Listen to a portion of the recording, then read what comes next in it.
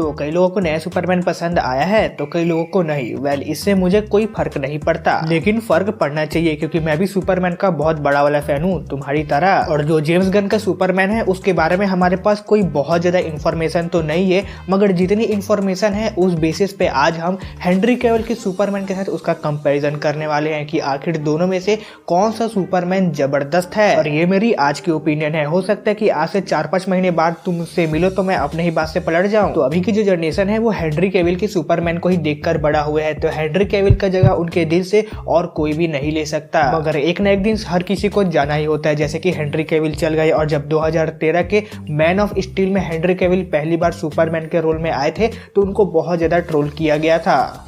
ये क्या बक रहे हो?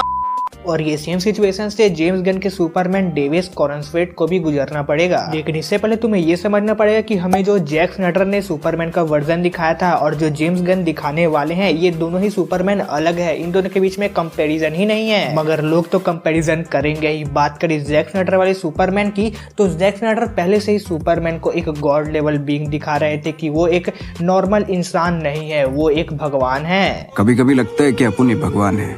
और इसी चक्कर में जो सुपरमैन की दूसरी पर्सनैलिटी क्लार्क कैंट है, जैक स्नाइडर उसको अच्छे से नहीं दिखा पाए। मगर ये कोई डिसअपॉइंटमेंट वाली बात नहीं है क्योंकि हम उस समय बच्चे थे और हमें सिर्फ मारपीट देखनी थी, ना कि कैरेक्टर डेवलपमेंट। और ये देखकर हमें बहुत मजा भी आया। वो बात अलग है कि इन 12 सालों में हमें सुपरमैन सिर्फ 3 ही मूवी में देखने को मिला, जो देखकर लोगों को बहुत मजा भी आया। एंड लोग आगे भी हेनरी कैविल को एज सुपरमैन देखना चाहते थे, मगर क्या कर सकते हैं, जैक स्नाइडर जब डीसी को संभाल नहीं पाए तो उसको DCEU बनाकर जेम्स गन को थमा दिया गया और जेम्स गन ने सब कुछ रिबूट मार दिया। और अगर बात करें डेविस कॉरेंस्वेट की सुपरमैन की तो वो हेनरी कैविल के सुपरमैन से टोटली अलग है। जहां पर हेनरी कैविल का सुपरमैन एक गॉड लाइक बीइंग था, लोग उसे अपना देवता जैसा मान रहे थे, वही जो डेविड कॉरेंस्वेट का सुपरमैन है वो एक इंसान बनकर ही लोगों के बीच रहना चाहता है। और जेम्स गन इस नए सुपरमैन को ओवर पावर्ड नहीं दिखाना चाहते क्योंकि पिछले सुपरमैन का प्रॉब्लम ही यही था कि वो कुछ ज्यादा ही ओवर पावर्ड था।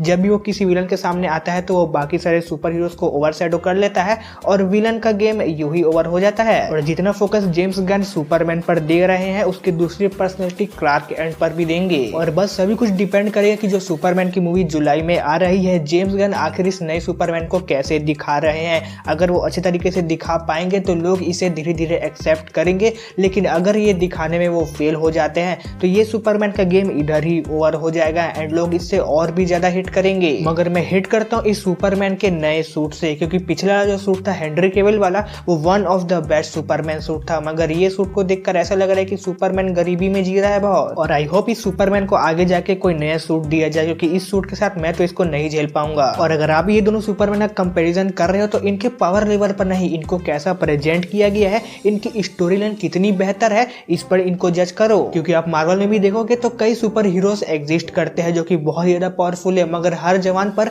आयरन मैन का ही नाम होता है क्योंकि मूवी में बंदे की स्टोरी को इतने अच्छे तरीके से दिखाया गया है कि लोग उससे कनेक्ट कर पाते हैं। और मैंने बता दिया है कि ये दोनों सुपरमैन अलग है, लेकिन अभी मैं हेनरी कैविल के सुपरमैन को ही ज्यादा पसंद करता हूं। लेकिन मेरे पसंद करने से क्या होता है, तुम भी अपना ओपिनियन कमेंट बॉक्स में बताओ। एंड अगर वीडियो अच्छा लगा तो चैनल को सब्सक्राइब कर जरूर जाओ। तब तक के लिए अपने अपने परिवार का ध्यान रखिए और देखते रहिए यस टू मूवी।